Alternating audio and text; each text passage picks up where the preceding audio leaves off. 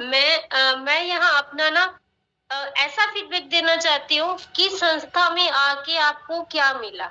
संस्था में जुड़ के, बहनों से जुड़ के हमने क्या सीखा, क्या पाया? आज मैं बहुत टाइम बाद मायके में किसी शादी में गई थी, जैसे कि बहुत कम मैं लोगों को जान रही थी वहाँ पे। लेकिन वहाँ के लोगों का रिएक्शन ये था कि तू तो 1 साल में बिल्कुल बदल गई।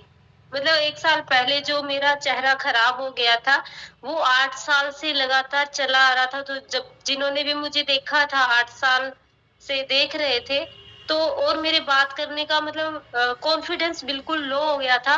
मैं जैसे कि अभी बता देती हूँ कैसे रहती थी, ऐसे दुपट्टा लगाया और ऐसे मुँह छुपा के ऐसे बैठी रहती थी, कहीं भी जाती थी तो। क्योंकि बहुत अजीब लगता था मुझे अपना।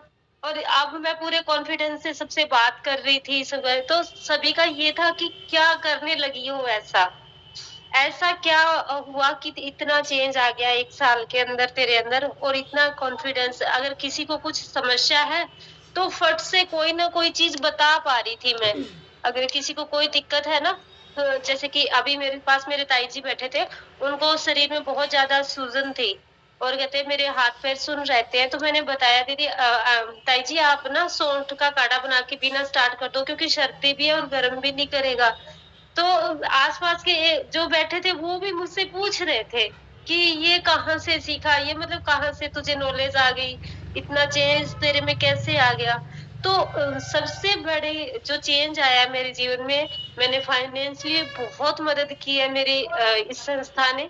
सच में मेरे जीवन जीने का नज़रिया बदल गया, लेकिन जो मेरे अंदर बदलाव आया है ना, वो लोग अब मुझे बोलने लगे हैं। मैंने खुद तो ऑब्ज़र्व किया ही किया, मैं खुद तो रोज़ बोलती हूँ, लेकिन अब जो मतलब दूसरे लोग आपको बोलते हैं ना आके, "इतना चेंज तेरे में कैसा आ गया? इतना तूने कहाँ से सीख रही है? कहाँ जाती है? क्या करती है?" तो बहुत अच्छा लगता है। तो सभी बहनों को रिक्वेस्ट करती हूँ तहे दिल से कि आप मीटिंग में जुड़ के ये चीज़ें सीख सकते हैं और कहीं भी नहीं सीख सकते। हाँ, मैं काम पहले भी कर रही थी, लेकिन मैंने ऐसे बसंती दीदी को ये साफ बोला था मैं मीटिंग में नहीं आऊँगी। लेकिन अगर मैं मीटिंग में नहीं आती तो मैं कुछ नहीं सीख पाती, 0% थी मैं। लेकिन जब मैंने 2 मीटिंग रीना दीदी की ली, तो मुझे थोड़ा इंटरेस्ट आने लगा क्योंकि दीदी रसोई चिकित्सा बताते थे शुरू से ही। तो वहाँ से इंटरेस्ट शुरू हुआ।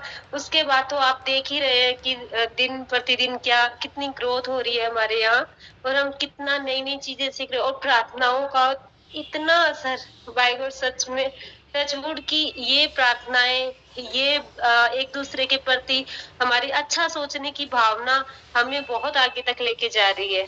तो सभी बहनों से रिक्वेस्ट है कि प्लीज़ सभी मीटिंग में जुड़े और अपने ज्ञान को बढ़ाएँ ताकि आपका व्यक्तित्व निखार के आ जाएगा। धन्यवाद रीना दीदी इतना समय देने के लिए। टॉपिक अलग था मेरा, लेकिन मुझे अच्छा लगा तो अभी